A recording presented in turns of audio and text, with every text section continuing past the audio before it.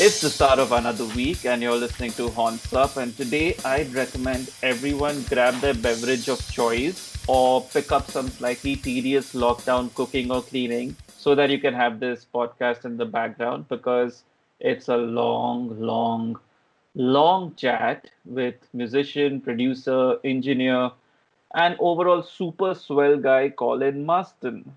Now, Colin is probably one of the busiest metalheads ever because he's simultaneously juggling his renowned Menegroth The Thousand Caves recording studios in Queens and all the numerous projects he's part of. Peter, I think at last count we counted more than 15. Yeah. It's quite a few, and I think it's just amazing because one of the things I always wonder about someone like him is when the hell does he sleep, man? Yeah, or he must be like, I don't know, we should have asked him this question too. He must be one of the super organized people. Mondays is dedicated to death metal, Tuesdays is dedicated to something else. I don't know. I don't know. I must say that the reason we got to talk to him was because of Sublive, a live album of sorts of non-metal music, almost largely that Colin released as himself through India's very own Subcontinental Records. Check that label out. You'll find links in the show notes as well. But we took our chance to chat with Colin and talk to him about a lot of different things, right from a portfolio of sorts of all the music he makes. So, in case you don't know who Colin Marston is or the various projects he's associated with, it's almost a 20-minute recap of everything he does, to his views on recording and producing metal, why he prefers the studio over live music recordings, and just a lot of opinion and insights on heavy metal itself. So, without further ado, here is Colin Marston. Hi, Colin. How are you doing today, man? And welcome to Horns Up. Hi, thank you so much for having me. I really appreciate it. How are things at your end of the world? I mean, we're currently in lockdown here, but how are things with you? Yeah, same here, obviously, and New York is one of the worst spots. Just not surprisingly because of the population density and how just disgusting a city is to begin with. So we're all quarantined too, and just waiting, hopefully, for some kind of improvement. All right. So, just let's have some fun on this interview just to start things off a bit. One of the things about talking to you is you're part of so many bands and projects ranging all the way from death metal, black metal, everything in between, even alternative music. So we'd like you to define each one of your projects with an adjective. Trust me, it's going to be a lot of fun, right? So let's go one by one. Is that cool? So you're saying like each band, like try to come up with an adjective for each band? Yeah, just an adjective or a word, whatever you'd like to describe. Oh, this is fun. This is like free association. Okay. So this is hard because I feel like I almost feel like I have to like encapsulate everything that the music wants to say in one word, and that's totally impossible. Have fun with it. That's the only advice. Have fun with this. All right. Oh man, I don't even know where to start. Don't worry. We'll give you the band name or the artist name, and you react. Okay. All right. Let's go. Okay. Got it. Okay. This will probably be kind of easy for you. So let's start off easy. Krallis. Oh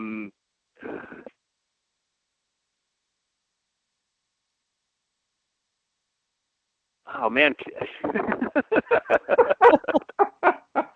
One adjective to describe a band. I can't do it. I'm sorry. I have no idea where to start with that. Okay, let's go easy. A couple of words then, at least. I think when we started, I sort of viewed it as the the sort of quote unquote normal bands, the like more traditional metal bands, or maybe traditional. No, but the thing is, okay, the reason that's not fair is that that's how it started, and we made a few records that way that were a little bit more song based and repetitive and so on. But then around 2015, we sort of switched gears and allowed ourselves to kind of develop more of our own sound. So, you know, calling Kralis the more sort of traditional band like only really applies to the early stuff. But Okay. yeah, okay. So hey, you know, to play by the rules of your game, that's the traditional bands. Who would have thunk that? What's that? Nah, I just said, who would have ever thunk that Kralis would be the Yes, traditional yes, band? yes.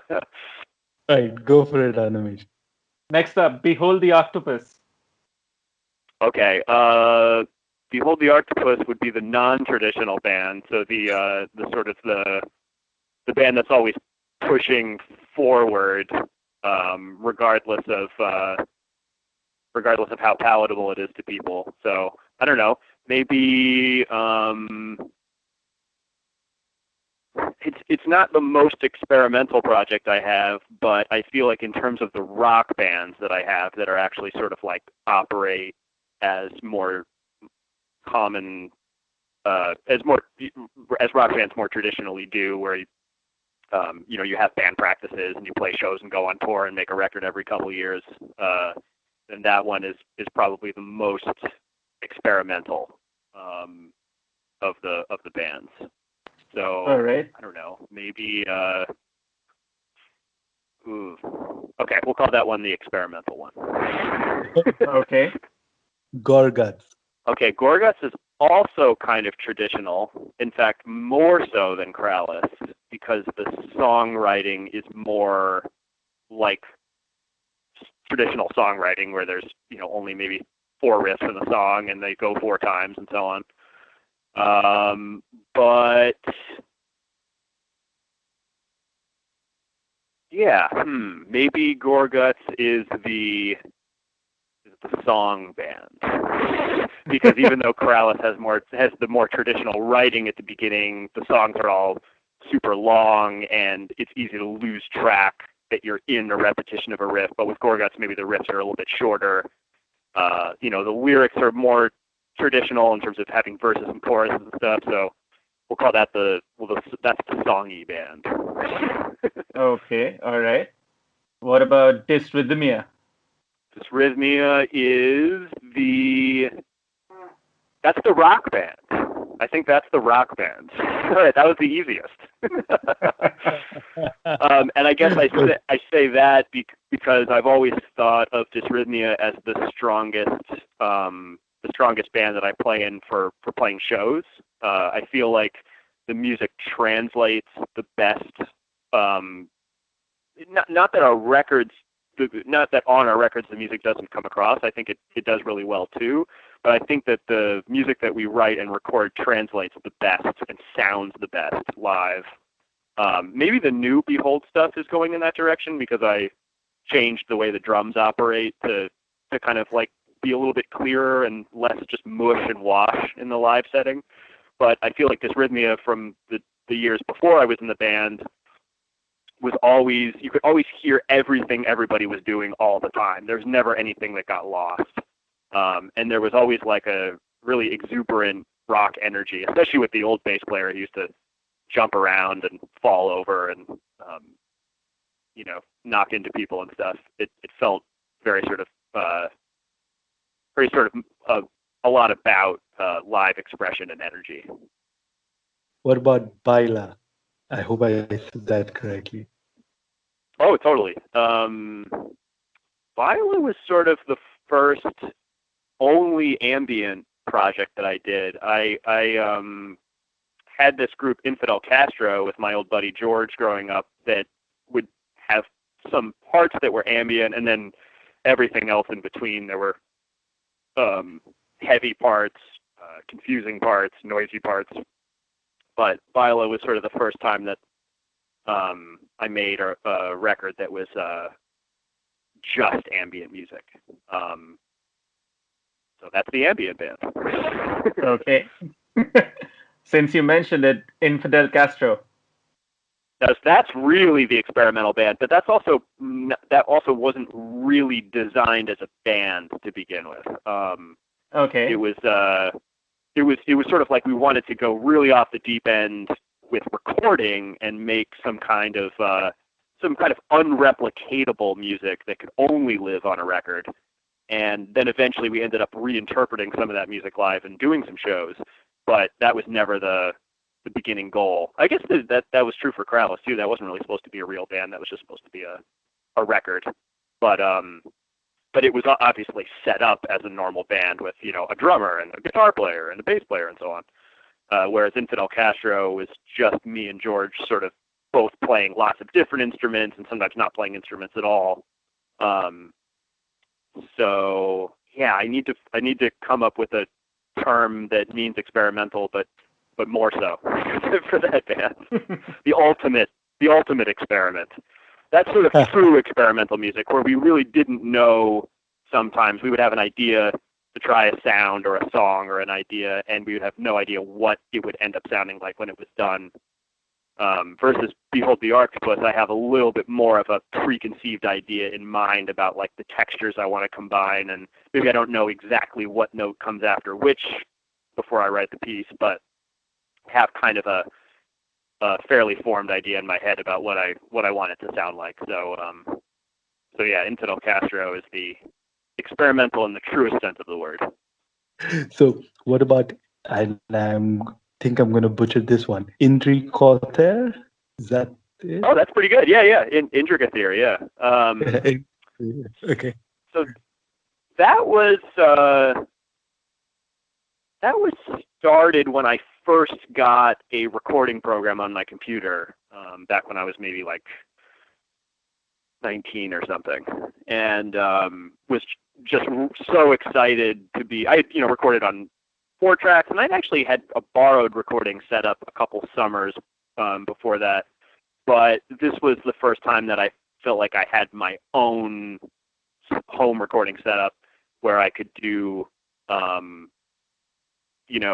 things like I could make my own metal album by myself, and I was really excited about that. So the first couple Intricatheer songs poured out pretty quickly, and then years later I decided to make a second record, and that kind of spurred like, oh, okay, I could. I made one ambient track on that second record, and that kind of spurred a whole series of ambient records, and I kind of liked the idea of having Intricatheer be sort of half solo metal albums and half solo ambient albums, sort of like some of the Norwegian black metal guys would do, but with a more instrumental, technical metal vibe as the metal stuff. And now I'm even expanding it maybe more, and thinking of other solo projects that I could do that would expand the sound. But we'll see when we get there. Okay. But yeah, adjective. I don't think I gave you an adjective. The adjective for Intricatheer, solo. Is that an adjective? Yes, it is. Yep. We'll take it. What about the Encinethrac? Encinethrac, brutal. All right, that one's easy. That's the brutal band. It's all about brutality, and just being suffocated. And we've been, similar to what I was talking about with Intricatheer, we've been using that band to make music with a couple different methods, and that's been really fun. But it's a lot of it is about making the music not too specific in terms of what note comes after what, kind of like the way I think about Octopus music. It's so specifically designed, and all the harmonic structure is so carefully worked on, whereas in Encinethrac, it's we know that sound of that kind of music ends up being kind of a wall of noise, a wall of mush. So we just sort of decided to embrace that and just make the best possible wall of mush that we can make, and inject maybe little bits in there that give you the feeling that there's more going on underneath. And is there more going on underneath? I'll leave that to the listener to decide. Right. Yeah, I guess the answer is yes, but what is going on? Right. What about Rejoice the Light Has Come? Oh, so that is not my band. That is something I was hired to do session bass for, and I convinced them to let me engineer the project too, because I'm not really in the habit of doing session work. I really like working on my own music, and I really like doing production, mixing, engineering work for other people's music, but I rarely get involved in the music itself. And play on it. And I've done that a couple times for friends and stuff. But these were guys I didn't know that sort of wrote me out of the blue. But they sent me a demo and it sounded cool. And I, like to try to reconsider my positions on things every once in a while. So I was like, all right, maybe I should try doing this session-based thing. And my worry also always with doing session stuff is that I'll spend all this time working on parts that I like and then send them to somebody else to mix and then not be happy with the sound eventually. So that was why I was thinking like, oh, okay, well, maybe I would feel better investing more of my time and myself in this if I could work with them on the final sound of the record too. So yeah, they agreed to that, and it was great. They hardly had me change anything. There was maybe like one or two ideas they had for things to do differently after my first draft, but they more or less liked what I came up with, and it was fun music to work on. So that was just a really positive experience in sort of doing session stuff. So session is the adjective for that one. Good one, good one. Okay, next we move on to Glyptoglossia. Okay, that's another very experimental band. That one, Eliane, my wife, and I are very heavily involved in. I do the guitar and she does the bass, and we both do some vocals and extra instrument overdubs and so on that project. But really the vision and the ideas for the component parts all come from Nandor, the drummer and lead singer. So he comes to us with these ideas for how to make the music in small sections, and the fully written, realized, he calls it the libretto because it's almost like an opera, like the lyrics and the vocals are really the center of the music, not just the dusting on top like maybe it is for a lot of other sort of more normal metal bands.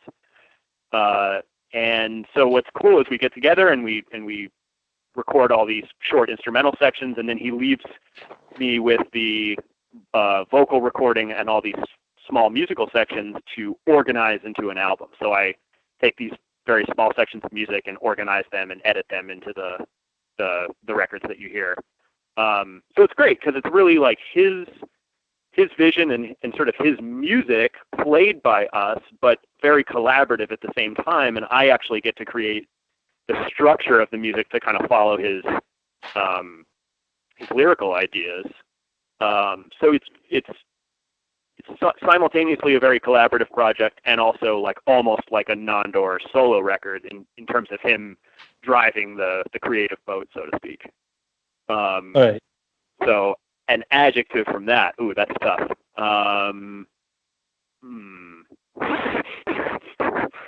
Well, maybe I'll take a left turn and say that the adjective is quantum, because one thing I really enjoy about the new album is how much the lyrics talk about quantum physics. Okay. And in an interesting poetic way. And in Nandor's words, he's like, "This isn't just poetry. I'm talking about stuff." I'm sure I got the quote a little bit wrong, but it might seem kind of like quote unquote nonsense at first, but it isn't. He is actually writing about stuff that exists in the real world, and he delved far into this microscience on the new record, which every time I listen to it, I sort of pick up another idea that he's putting down, and that's really cool. Sailors with Wax Wings. Oh, yes. So that was something from quite a while ago. That was another session situation. This friend of mine who did that record, and White Moth was another one that he did, and also Pyramids is his other musical project. And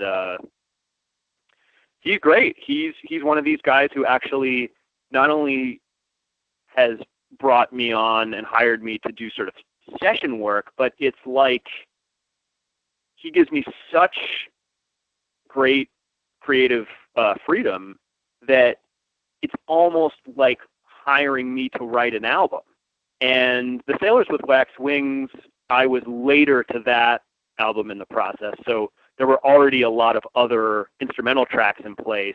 They just needed to be shaped and sort of organized. So he sent me these very long tracks of the musicians sort of improvising over each other, and then I took that raw material and kind of shaped it into these songs, which the record became, and added guitar, and that kind of helped the shape as well. But what's interesting is the White Moth and the Pyramids album called The Northern Meadow.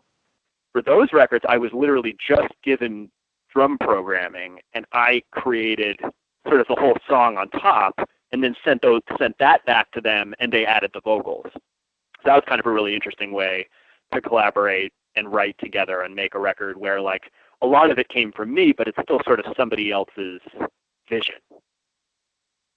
So yeah, those have been interesting sort of session albums to work on that bleed almost into being like one of my projects, but it's not my project. It's their project. I'm just sort of being brought on, but it's like I get to contribute so much that it feels more like a collaboration.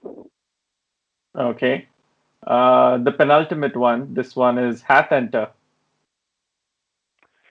Hathenter is fundamentally, I guess, just me and Mick from Krallis doing guitar improvisation, where we usually kind of try to just follow each other and do the same thing the other guy's doing.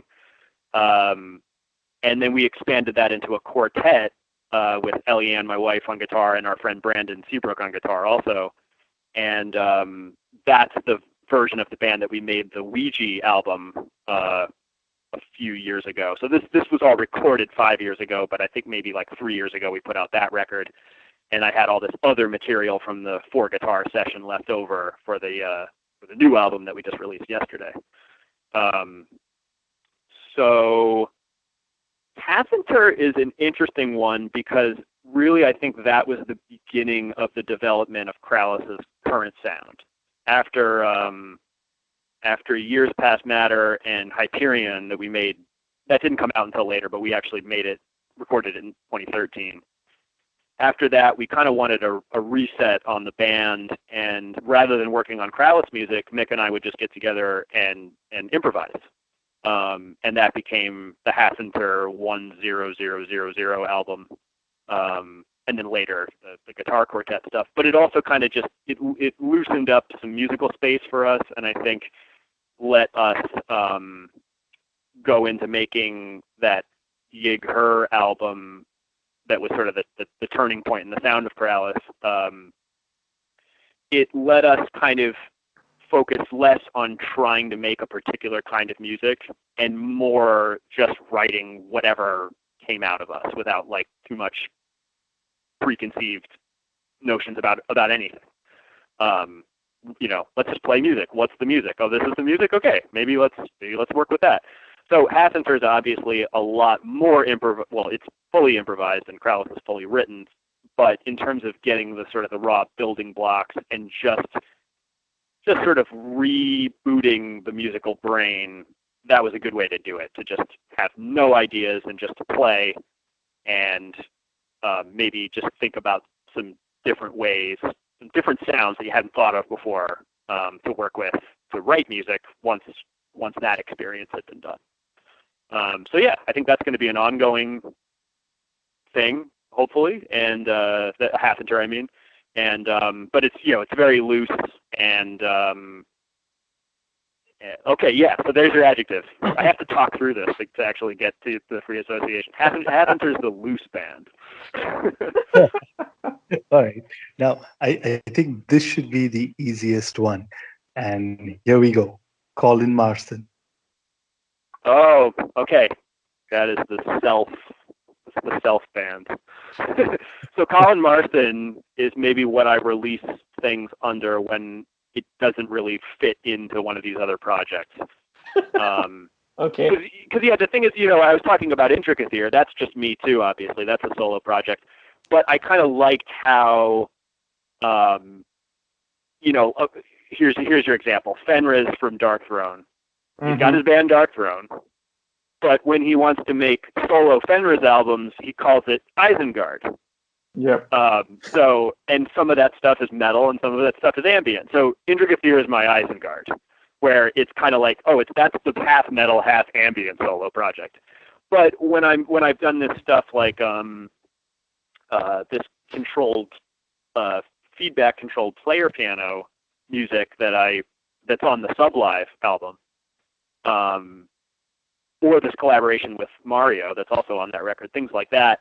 To me, those aren't really Indragathir, so to speak, because that kind of has this identity. So that's just like Colin Marston, the musician, making music. So I'm just like, all right, I'll just call it that.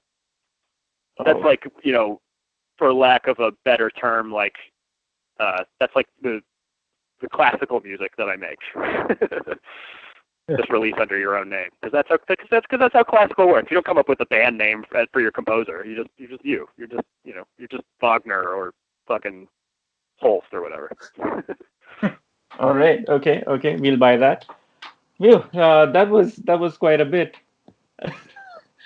All right. Yeah, great. Yeah. I thought I wasn't going to be able to answer it at all, but that actually turned into a very long thing. Yep, that's your discography in 15 minutes, 15 to 20 minutes. Right. right. Okay, so let's talk about Sublive then. That's the new live album of sorts that's released under your own name. It's out on Subcontinental Records. What's really the story behind this album? What drove you to create Sublive?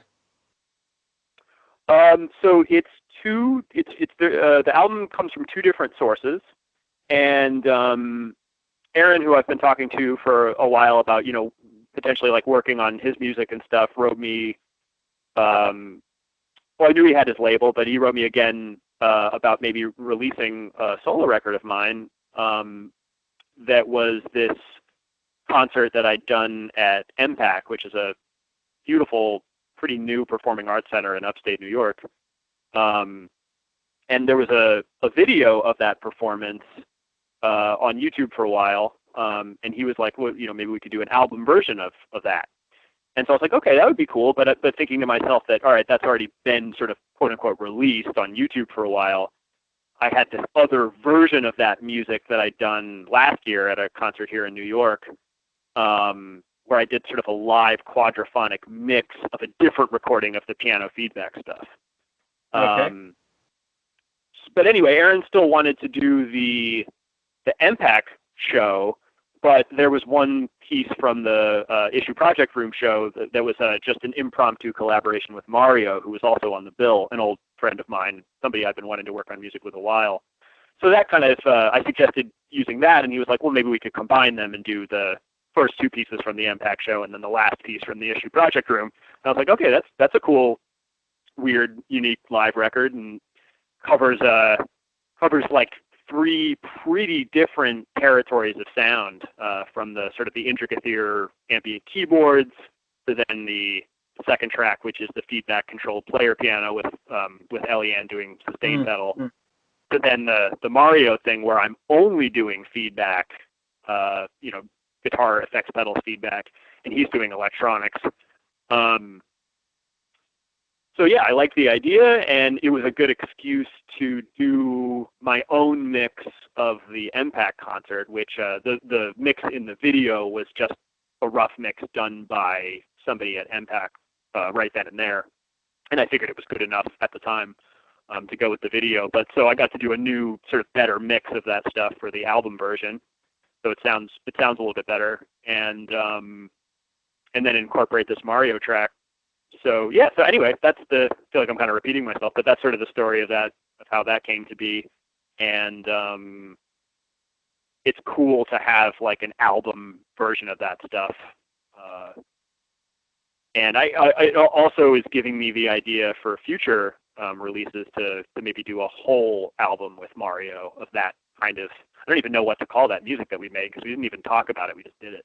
But it sounds exactly how I imagined it would sound, strangely enough. So there's some mystery in that music that I want to explore further, now that this record is done. All right. So, is there any message or some such that you would like for the listeners of Sublive to take away from the album? Well, definitely no preconceived message because it wasn't conceived as an album to begin with. It's more like a compilation, I guess. Mm-hmm. But so okay, so not like nothing intentional necessarily, but I guess maybe I already said this, but I guess like what I enjoy about it and what I hope other people would enjoy about it is that it is kind of all an electronic ambient album, I guess, so to speak. But there's also a lot of variety, and obviously track 2 has the acoustic piano involved, so it's not all electronic. But yeah, I guess it's sort of like 3 different takes on ambient music, going from very contemplative to very aggressive. And I guess, I feel like these musics can all exist together in one collection, and maybe that kind of shows me that there's such a huge range to what ambient music can be, and improvised ambient music, I should say, because all that music on there is improvised.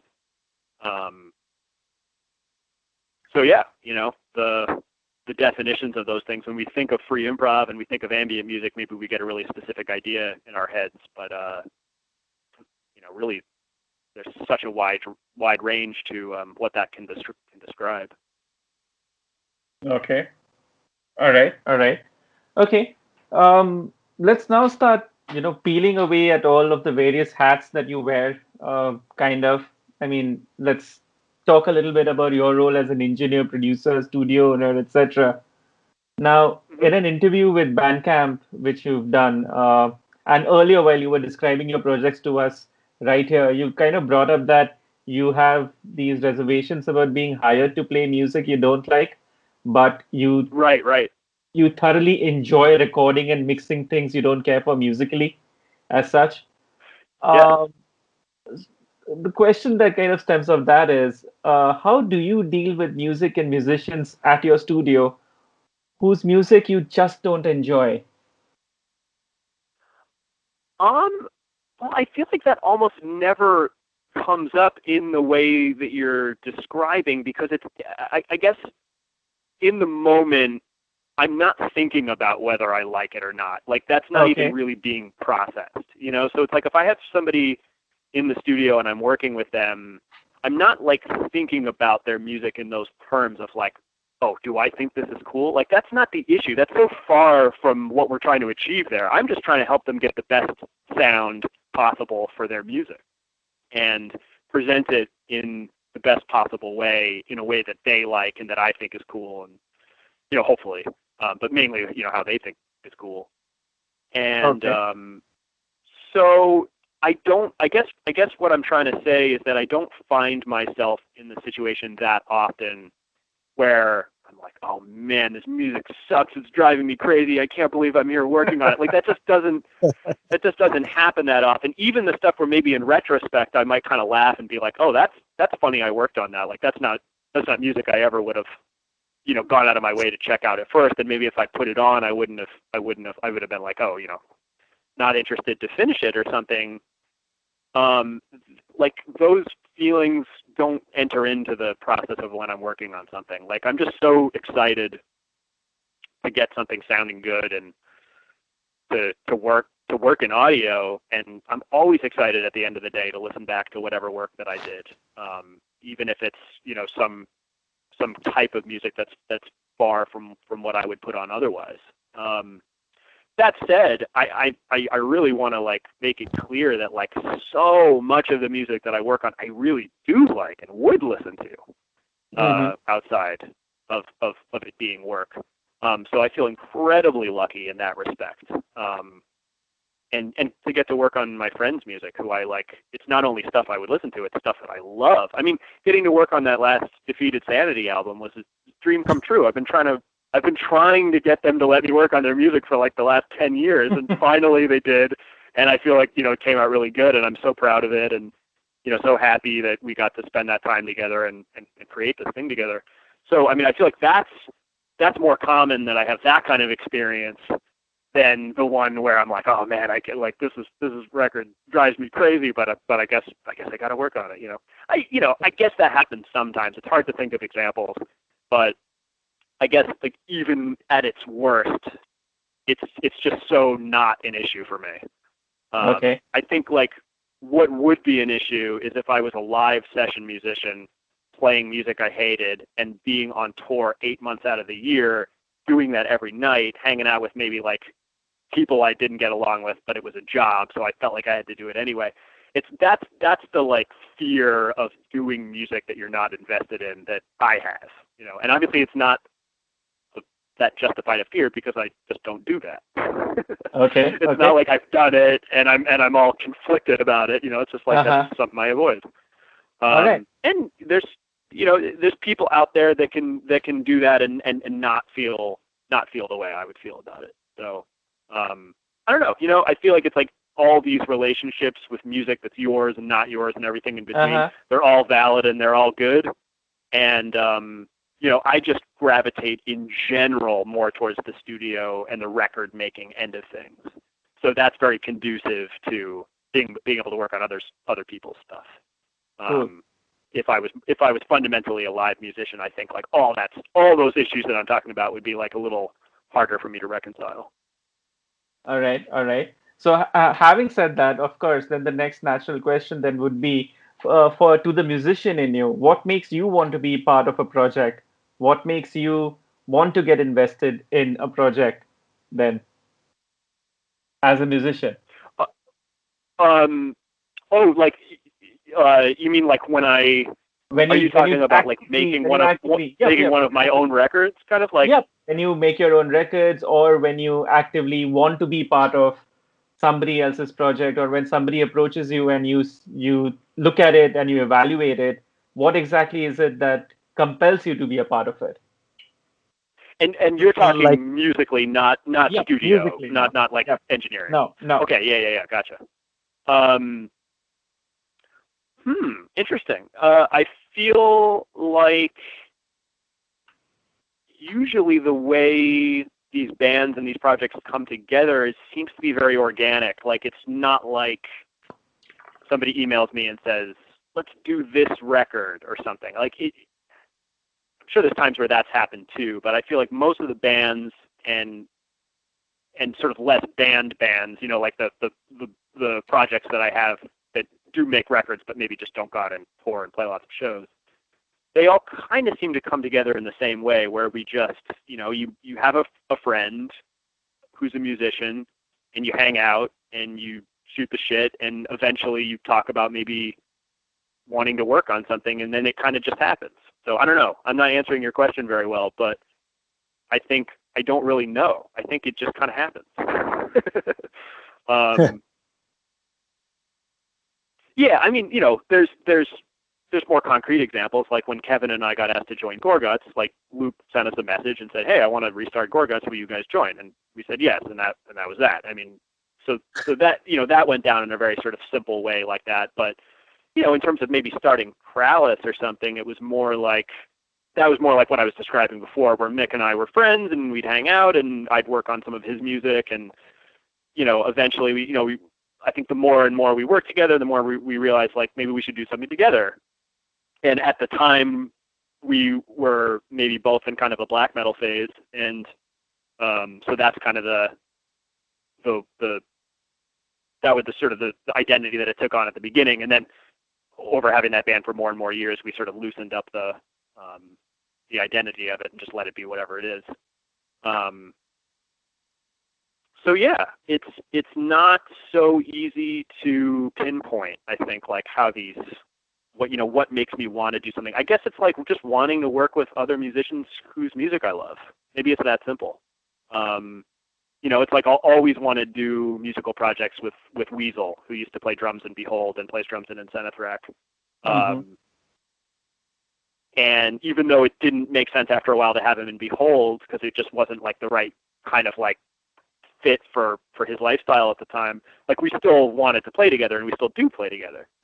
So, it's like I'm always going to want to make music with him. So I feel like we'll always have something on deck. And the same with Mick and with Kevin and McMaster and all the guys that I make records with. So yeah, I think we just love each other's stuff and love working on music, and so eventually records come out. Okay. So, what's a musical ambition that you've yet to realize? What all do you have on your bucket list? Ooh, I don't think I have a classic bucket list in terms of like, oh, I want to do that before I die. It's more like I have the things that I want to do like next week or like next month. Like, okay, this is the next thing I want to do. So right now I'm very excited to work on like the second Incenithrack album, which is all recorded, and I just have to do the reamping and mixing for it. Okay. So yeah, I guess it's like my bucket list is more of like a queue, like what's next in the queue. And I try not to think, well, not even that I try. I don't seem to think that far ahead of like, ultimate goals, before I'm done. It would, the only thing I can think of that might fall into that category is doing some kind of more like orchestral classical music, where you would like write a piece and then have it played by like 20 other people who you don't know, that kind of thing, which seems totally unrealistic to me in the musical world that I operate in. I mean, that would require like getting a grant and being hooked, a little bit closer hooked into the world of modern classical that I'm, I know people in and I've worked with people in, but I'm not like in it because I operate in terms of my own music more in this sort of rock world. So yeah, I mean, that's one thing I can think of, but it's not something that I think about before going to bed every night and whatever. That's just kind of like, oh, that might be cool someday. And the things that I'm really focusing on more specifically are the more immediate projects. Okay. All right. Cool. Okay. So let's shift focus back to, the engineer, producer, and metal, since after all, this is Horns Up. Now, you've said somewhere that metal is largely the hardest to mix and usually takes the longest to record. And that can be a drag at times. Now, to a layman metalhead, might take offense to that statement. So, do you mind explaining that thought? Sure. Yeah, and it's not meant to be offensive or demeaning in any way. And in a way, it's almost a compliment. I think, because I mean, I don't experience this much in my life, but from talking to other people, I know that it happens.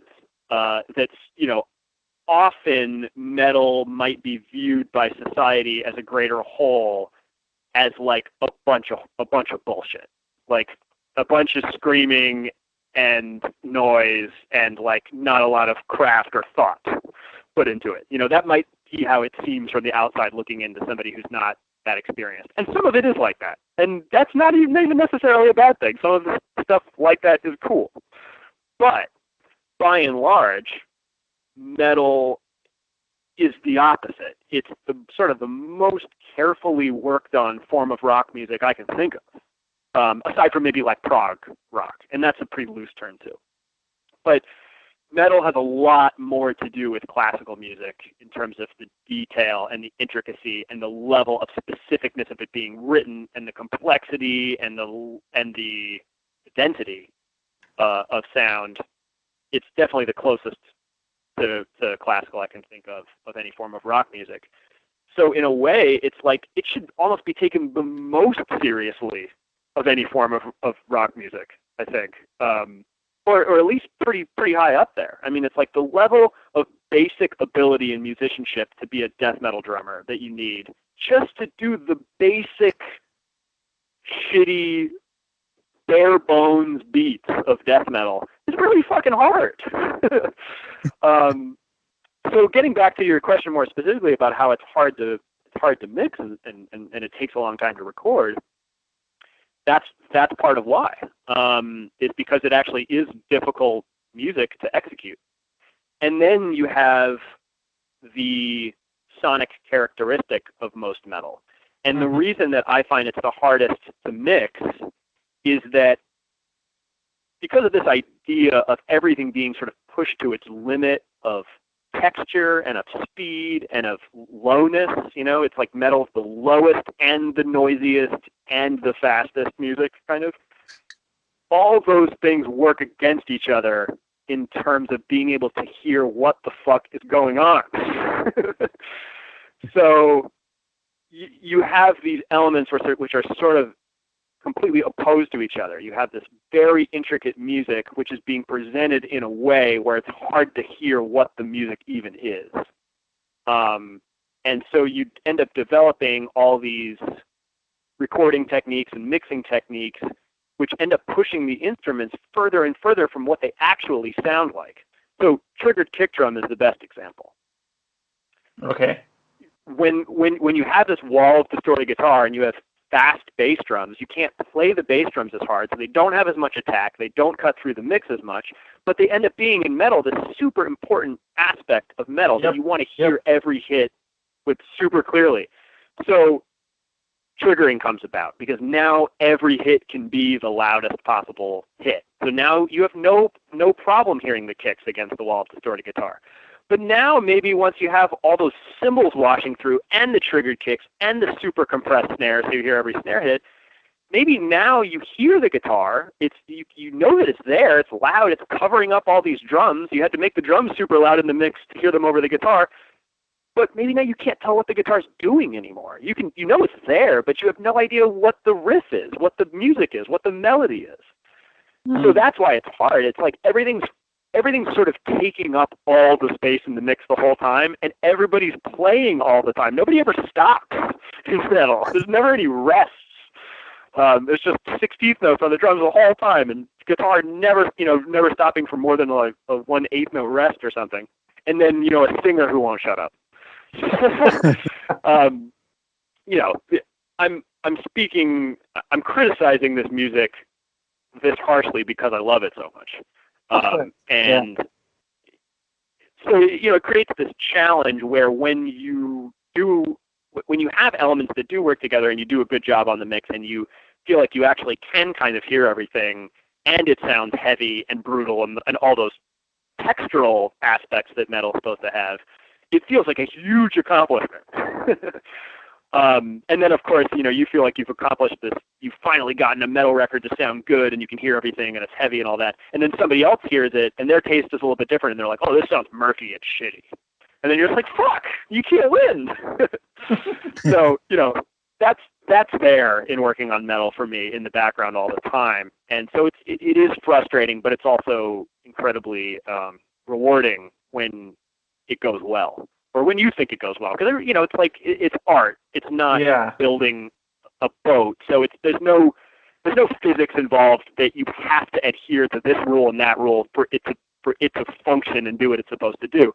Music and art can be anything. It's self-expression, so there's no rules. We just create all the rules and almost start to take them as if they are the laws of physics. So it's important to, just every now and then just be like, okay, hang on. This is really like, just this can be anything, and you should, hopefully be able to appreciate anything with an open mind. Doesn't mean you have to appreciate everything. But anyway, I don't know. I think I lost my train of thought there. But yeah, the aspect of why it's so hard to mix is because the instruments are being pushed past what they can really do, and so you need to actually, they're being pushed past what they can do in terms of like being legible and texturally the desired sound, and so that's just hard. It's just there's a lot of work to be done to achieve all the goals that you want in a metal record. And then the other part of your question was why it takes so long, and I think that's because, a couple things, but the music's intricate and dense, but then also I think that there's a very high bar of accuracy that's set in metal, and especially in death metal. Maybe not so much in black metal and in the more like punk influenced kinds of metal, but metal musicians tend to have such high standards for accuracy of performance that often ends up leading, not always, but often ends up leading to recordings where everybody's recording separately, everybody's fixing every mistake. So if you play through the song once and you messed up in 10 places, you're going to go back and like spend as much time as it takes to get all those the way that you had in your head, the way that you intended. Whereas maybe in some other kinds of music, that's just not part of the way you operate as often. I mean, yes, in all kinds of rock music, studio rock music, that's been an aspect, but I just think that metal's often harder to play and the bar is also higher, so that just ends up meaning you need more time in the studio to get it the way you want. And also there's a tendency for those kinds of bands to record live less often. There's still plenty of metal bands that record live, but it's a little bit less common than in some other forms of rock music. So that just ends up, taking a longer time with everybody going separately. So yeah, it's like metal records feel like this big undertaking in the studio, but they're also very rewarding. Improv records, on the other hand, total free improv records, sometimes the entire record gets made in like half a day. Maybe one day total, half a day of recording, half a day of mixing, and then that's the whole record. So that's a really great feeling too of this achievement of doing so much in so little time, and getting something cool, versus metal where like it's this thing that you're like really pouring all your heart and energy and time into, and then when you get it sounding good, you feel like like all that work paid off. So there's a good feeling of accomplishment. Okay. Now, another challenge I'd figure you face a lot, and it's also something that you've recalled earlier while talking to us, was about the entire thing about recording vis-a-vis the live performance itself. And I'm sure it comes up a lot whenever you're producing any metal bands too, because almost every metal band, and this is me painting everyone with one brush, but largely all metal bands, they want their albums to sound organic. They want their albums to sound heavy as fuck. And also they want their albums to have the same energy as the live show. Yeah. So largely the question here is, if metal musicians were to treat live music and recordings differently, how can they really learn to do the same? Because let's face it, they aren't the same thing, and they never will be. You mean the live versus the studio? Yeah. Yeah. So I think first of all, I want to say I think you're totally right that everybody in their own head does want it to sound organic and heavy as fuck and have the energy of the live show. But what I find funny about that is that none of those three things are the way most metal records sound to me. Like the way that, and this, it's hard to make absolute statements about, because at this point there's so much metal, so many different kinds and so many different recording techniques. But let's focus more on the stuff that's not necessarily, it tends to be death metal, but it's really everything. The stuff that tends to have the very sort of clean, sterile sound. I think even those guys are trying, they want the idea of organic and heavy and the energy of the live show. But just to me, the modern, super slick, super sound replaced, amp simulator, everything quantized, everything perfected, super compressed mastering, to me, that's none of those things. And that's the difference in taste. It really isn't. Yeah, completely agreed with you. But it's so weird, right? That's become sort of the template for metal as such in today's times. Mm-hmm. Yeah. I mean, it comes down to a matter of opinion, ultimately, because maybe the guy in Lamb of God thinks that their album is organic and is heavy as fuck and brings the energy of the live show. But when I put it on, I hear, this isn't live. This isn't even played. I mean, maybe Lamb of God is a bad example because I actually don't know their recordings too well. But like, let me use a better example of a band where it's like, okay, how about Rings of Saturn? Okay. A band that I even do have respect for because they are crazy, but they totally has that super quantized, super sterile modern sound. And to them, I think that you're right. I think they're trying to achieve all those things, but to me, what it sounds like is small, thin, not organic, not played, and then therefore not heavy. It's like with every drum hit being a sound replaced super loud snare hit, none of them sound loud anymore. You've erased the dynamics. Dynamics, I mean more in a philosophical way, where like if there isn't a quiet hit and a loud hit in the same song, you have no basis of comparison. So the loud hits aren't loud anymore. They're just weird. They're just awkward sounding. They just don't sound real. And hey, maybe real isn't the goal, but hey, if we were just saying a second ago we wanted it to be organic, to me that's not organic. But hey, whatever. That's just a word. It can mean whatever it means. This is the thing I want to say. If you just go on YouTube and watch any live recording of any show of any kind of music that was recorded like on an iPhone, you know what I mean? Like not a professionally mixed recorded show, but just somebody standing in the audience recording the show. Believe it or not, that horrible, messy wall of blurry sound is what you're hearing at the show. That is much closer to the experience of sound that you have at the show than any record where there's more than one microphone happening. Yes, your ears are a better microphone than the one in your phone, maybe. A little bit, but not as much as you would think. Being there in the room with that volume and seeing the musicians and being able to move around and change your perspective and look at this guy and then look at that guy and then move to a different place in the room and hear it from over here, all that shit is actually what makes any of the show legible. And, you know, and this is especially true in metal, which is just such a wall of noise live.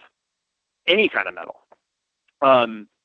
So that's what your show sounds like. If you want your record to sound like that, then go set up in a big reverberant room and put one microphone at the back and play your set. That's what a live show sounds like. So nobody is injecting the energy of the live show into their studio records. Nobody's doing that. If they really were, records wouldn't have more than one microphone on them. Okay. So I know I'm exaggerating here. Yeah, but of course. I think that this is a point that like people don't talk about that much.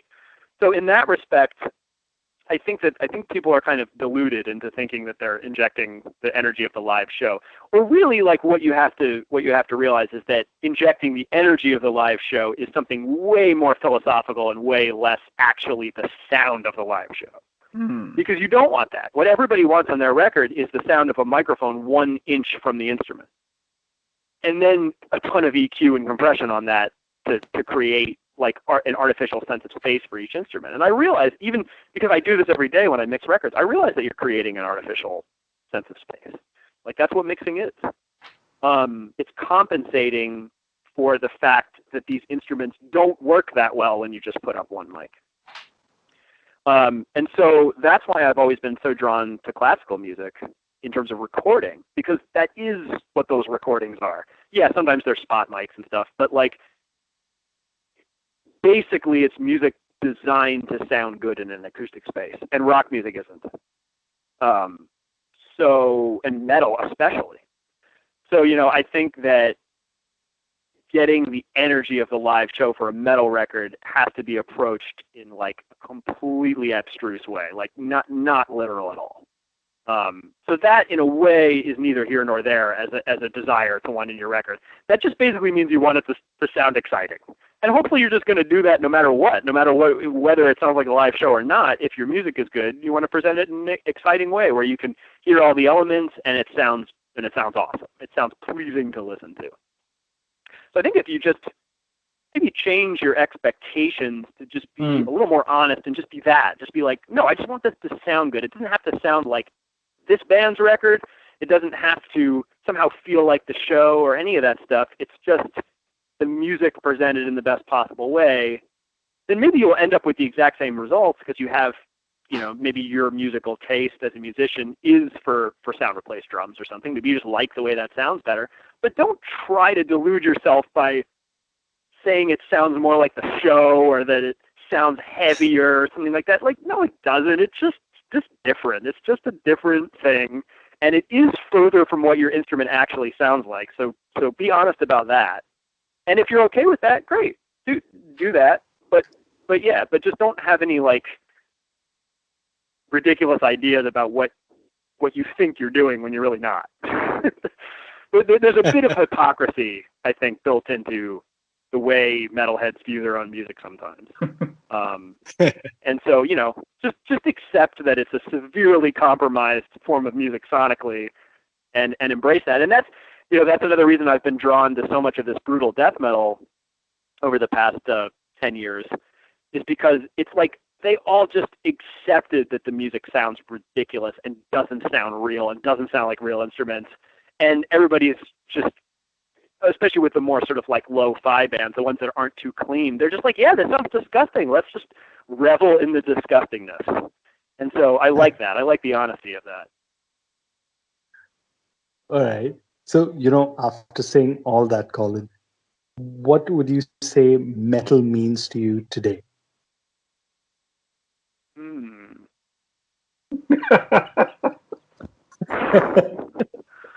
Well, yeah, I mean, I guess it means so much. It can mean everything from bands with a diluted idea of like the sound of their music, all the way to the most positive way I can think about it, which is just this form of music that accepts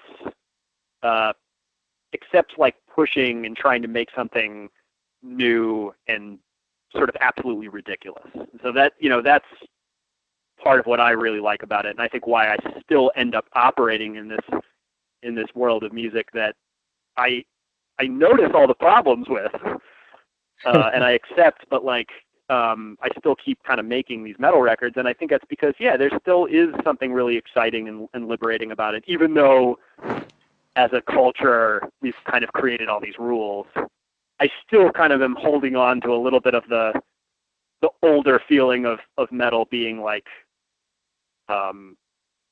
more accepting of doing your own thing and putting your own spin on something and making something totally ridiculous. And that being like a cool thing as opposed to being something that just alienates everybody. I feel pretty alienated from the world in general. So making a kind of music that revels in that makes sense for me. So just to wind things down a bit, going back to all your projects, and you spoke about quite a few at the start of the interview. I know that there's a new Behold the Arctopus album, which is Hapletic Orbiter. Okay, I'm going to butcher that. But they're not real words, so you can't pronounce them wrong. Right. So you have a new album coming out in June. What other projects do you have lined up coming up in the coming months? So I think I already mentioned it, but I have that new Incentive Rack album. I don't know when that's going to come out. With the quarantine and stuff, we might try to wait until after, or we might just bite the bullet and just do it beforehand. I don't know, but that's kind of the next one on deck to work on and finish. And then there's a new Krallis record, which actually is mostly already completely finished.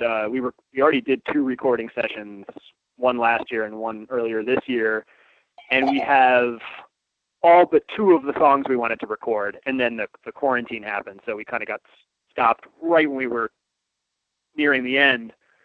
So we might try to finish the album remotely, if that makes sense, or just wait. But anyway, that one's probably not going to come out soon, but is actually very close to being done. And what else? I think that those are actually the only two that I know I'm leaving something out. Those are the only two I can think of right now that are like, very close to done and just need to be finished and then eventually will come out. But there's definitely going to be a lot of other stuff. And now with quarantine, going into another new month now, and I have like very, very little work in the studio because of it. Maybe now is the time to try to, just create something completely from scratch now. I did that with my last Intricacy or Ambient album. That was pretty much all done now. But it would be fun to do now, like another record or two that I come up with the idea for and do all now, as opposed to what I have been doing, which is mostly sort of clearing out the closets of recordings done over the last five years that weren't totally finished yet, and just finishing all those and releasing them on Bandcamp. Okay. So yeah, those are the two big, or three, because yes, the Arctopus, the Incenithrac, and the Krallis. So Behold is the only one that actually is totally done and has the release date. Awesome. Still, that's great news for fans of each and every one of those projects. New music to No, it'll be great to finish these other things too, whenever that happens. All right. So Colin, we've taken almost an hour's flown by. I didn't even realize that. But yeah, humor us on this final question. While exchanging emails and setting up this interview, you mentioned that you're pretty bad with modern technology in general. Yeah.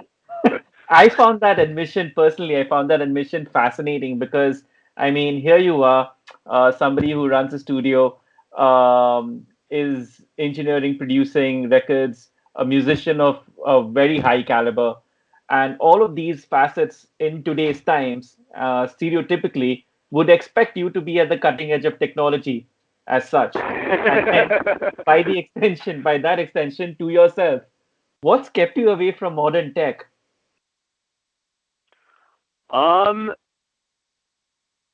I think part of it is probably my stubbornness of not wanting to change, which everybody has built in to a certain degree.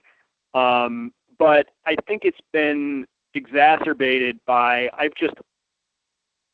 what I like to do is with something technological like a computer or a piece of musical gear is have it and work with it over and over again for years and figure it out and get comfortable with it, and then not have to think about it anymore. So I'll give you an example with a recording program. The DAW I use now is Logic, and I used to use Pro Tools. Okay. And for years I was frustrated with Pro Tools. I was working with it, but at the time it had all these limitations, which made it not the best to work with. And I was like, I should really switch to another program. But I didn't want to because I'd already gotten comfortable with Pro Tools. And even though it was driving me crazy, somewhat crazy, I still was able to do what I was doing, but there was a lot of setbacks.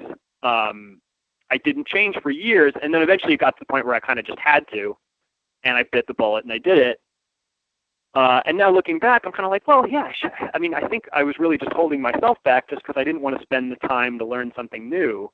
And what was the point of learning something new? Okay, the point in that regard was justified because now I had this capability I didn't have before. Yeah. Before I was limited to 32 tracks, but now I had 230. So that's great. So that makes sense to me. It was still a hard transition, but I can do it. Something like a smartphone. I've never had a smartphone and I've never had social media. And that's because those things from the beginning I was skeptical. I was like, I don't know about that. That doesn't seem like something I need. I can still do what I want to do without them. So, all right, I won't get that right away. And then before I knew it, that was just every single person in the world had both of those things, except me. And so that was a little bit weird feeling. And so that creates the conversation of oh, Colin, why don't you do this thing that everybody's doing now, this updated thing? And to me, it's kind of just well, okay, why? None of this functionality is something I've ever felt that I've needed. I'm still doing what I want to be doing, and I don't want to learn something new.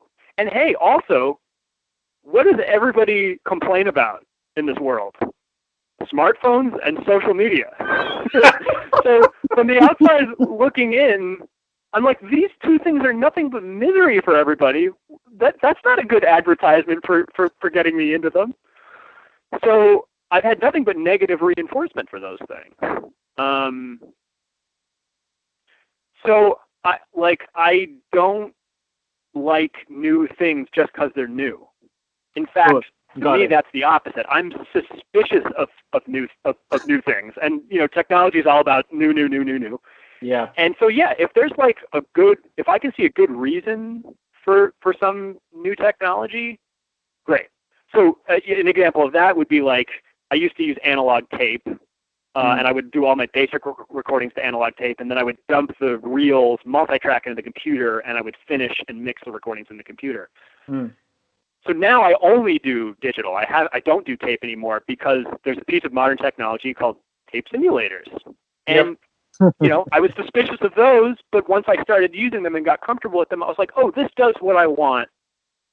Great. I don't actually need the physical machine anymore with all of its expense and problems. I've got it. But for something like amp simulators versus a real amplifier, that to me, through all this experience with working with both, to me that's not a replacement that in the way that I want. So I still use them. I still use an amp simulator for a demo or for things here and there, but I always prefer the real thing. Not like with tape. Tape, I don't care. Now that I've had the experience of working with both and I've learned this new method, I'm good. But the modern technology of amp simulators, I still don't trust, and I still don't feel like that's something that I need to replace the original with. So it's just that I have a basic skepticalness of modern technology, and I really like to learn the technology that I have and get good at it, and not constantly barraging myself with new things to learn. There's so much that you can learn in this world. There's too much. You can't learn it all. So I'm just kind of cutting myself off early, just being all right, I don't need to learn that other thing. Let me spend more time getting even better at the thing I already have. Completely hear you on that. On that note, Colin, let's just hope you keep getting better at everything that is you do, because you do some really terrific things, man. I really appreciate that.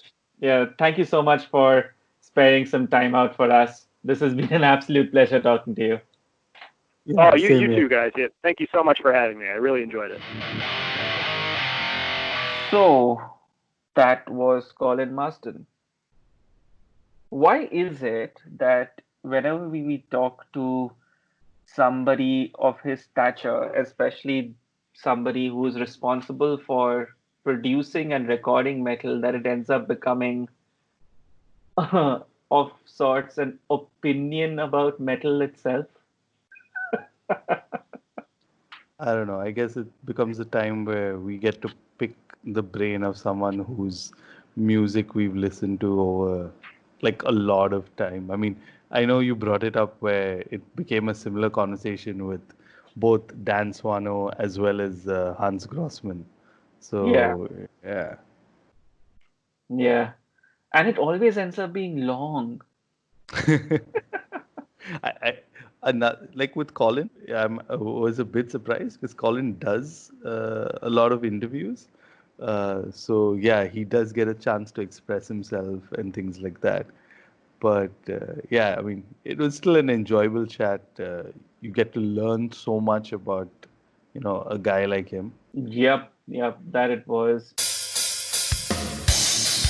Anyways, we enjoyed that. I hope you guys did too. Tell us if you did, or even if you didn't. So by now, you know the drill. Definitely reach out to us. We are at hornsupppod.com. You can reach out to us on Twitter at hornsupppod.